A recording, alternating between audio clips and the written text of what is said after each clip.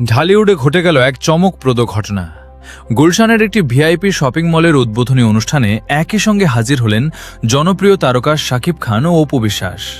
দীর্ঘদিন পর তাদের একসঙ্গে দেখে অনুষ্ঠানে উপস্থিত ভক্তদের মধ্যে তৈরি হয় ব্যাপক উৎসাহ।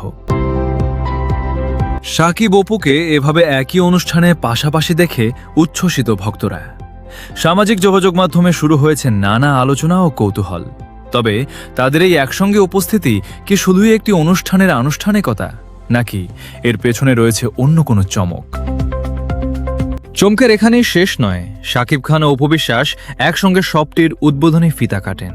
এরপর অনুষ্ঠানের বিশেষ মুহূর্ত স্মরণীয় করে রাখতে দুজনকে একসঙ্গে ছবি তুলতেও দেখা যায়। তাদের এই মুহূর্তের ছবি ও ভিডিও দ্রুত ছড়িয়ে পড়ে সামাজিক যোগাযোগ মাধ্যমে।